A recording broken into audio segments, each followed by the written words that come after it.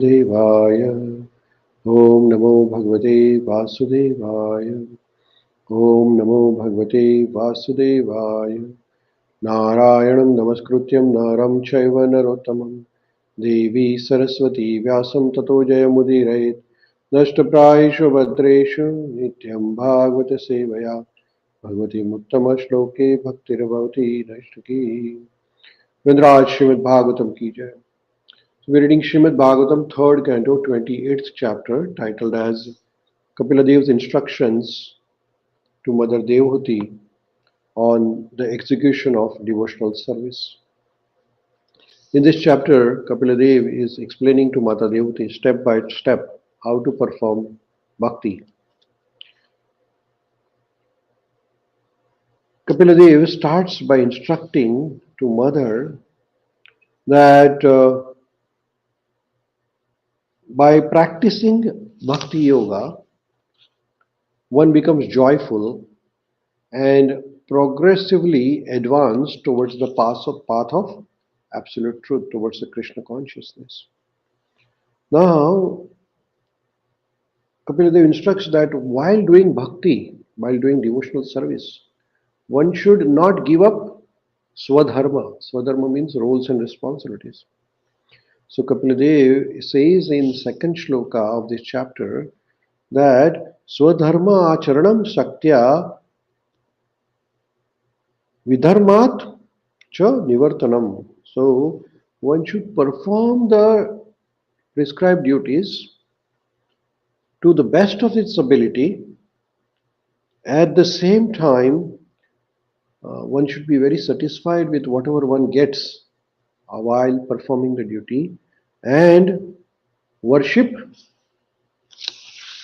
Lord Shri Krishna or the spiritual master at the same time. And then, while performing these devotional services, one should not expect any material gains out of it. One should not expect uh, that Krishna give me some material facilities while doing the performance of devotional service. Because our devotional service has to be pure, without any expectations.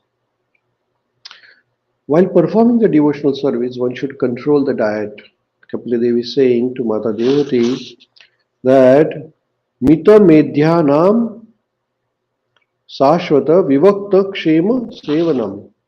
So one should eat very not too much or not too less, just enough to keep the body and soul together. And also at the same time, one should always remain secluded. Secluded means away from the materialistic life. That is very important. And then some of the basic principles to be observed while performing the devotional service are ahimsa, satyam, asteya, yavadartha, parigraha, brahmacharyam, tapasaucham, swadhyaya, purusha archanam. So Kapil Dev is saying that one should practice non-violence, be truthful, avoid stealing, be satisfied with possessing as much as he needs for his maintenance, and brahmacharyam, abstaining from the sex life, tapa saucham, austerity, be clean, swadhyayam, study Vedas, and purusharchanam, worshipping Lord Shri Krishna. Deity worship is very important. Further, one should observe maunam, sada asana jaya, sthiryam prana jaya, shane. So one must observe silence, maunam. One should be very, not talk unnecessarily, which is not required for the performance of devotional service. At the same time, control the breathing process by pranayam, control practicing the asanas, physical exercise, very important. Withdrawing the senses from the sense organs or sense organs from sense objects. So, pratyahara cha indriyanam vishayat manasarati. So withdrawing the senses from the sense enjoyment, not too much sense enjoyment is not good for the spiritual life.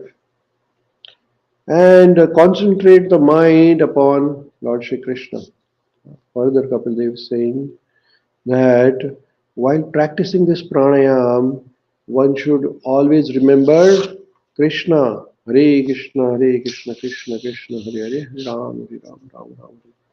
At the same time, one should remember the pastimes of the Lord, all the activities of Lord Shri Krishna. So these are some of the processes. Uh, Kapila Dev is instructing to Mata Devhuti that one must control the mind. Mind is always attracted by the material enjoyment. So Lord Kapila Dev is saying that Mano Dushtam Asat Patham. So one has to take the mind away from the Asat Path, from the materialistic life. Buddhaya Yugnir Shanaker. So with the help of intelligence, one should control the mind wandering here and there towards the materialistic thing. Now, here in this shloka, Kapila Dev is further instructing to Mata Devhuti, Suchau deshe pratisthapya vijita asana asanam tasmin swasti samasina raju kaya samasabhye sabhyashet. Kapil Dev is saying, after controlling one's mind and sitting postures, one should spread a seat in a secluded and sanctified place. Sit there in an easy posture, keeping body erect and practice breath control. So here, Kapiladev is explaining to Mata Devhuti the importance of sitting posture while doing meditation. Where should we sit? How should we sit? And why one should sit in that particular posture. So Srila Prabhupada ji is very nicely explaining this verse. What should be our sitting posture, asana, during the practice of meditation, japa? So Srila Prabhupada ji says, sitting in an easy posture is called as swasti samasina. Swasti samasina. Proper. Many of the lectures of Srila Prabhupada has this sentence. Prabhupada ji says, sit properly. While doing meditation, japa also Prabhupada used to say, sit properly. So what does sitting properly means? Sitting properly means that it is recommended in the yoga scripture. Then one should put the soles of the feet between the two thighs and ankles and sit straight, like Padmasana or cross-legged position. So that is what it is. And sit straight. That is very important. The position has to be straight. It should not be bent like this. It should be straight. If you see the pictures of Bhaktisiddhanta Saraswati Maharaj, all the pictures he is sitting straight. Now the postures, why it is important to have this posture? Because that posture will help one to concentrate his mind upon Supreme Personality of Godhead. So position is very important while doing meditation, japa. It has to be sitting straight posture. Otherwise, if you bend or something, it won't help you. This very process is recommended in Bhagavad Gita 6th chapter. Bhagavad Gita 6th chapter is the Dhyana Yoga. Lord Krishna is explaining to Arjuna what should be the sitting position of a yogi while doing meditation. It is further suggested that one sit in a secluded sanctified spot. The seat should consist of deerskin and a kusha grass topped with a cotton. So, seat should be comfortable, not too firm, but it should be medium like that. And then one should sit in that position. So sitting position is one of the important part while doing meditation. So here uh, Kapila Dev is explaining to Mata Devhuti about the sitting posture and the importance of it while doing japa. So we should have a proper sitting posture while doing japa meditation.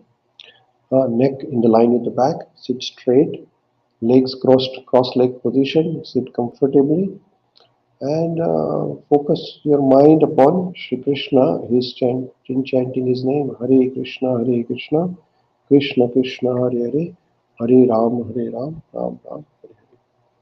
With that, we'll pause our Srimad Bhagavatam class today here. We'll continue tomorrow. Nidra Srimad Bhagavatam ki jai. Shri Prabhupada ki jai.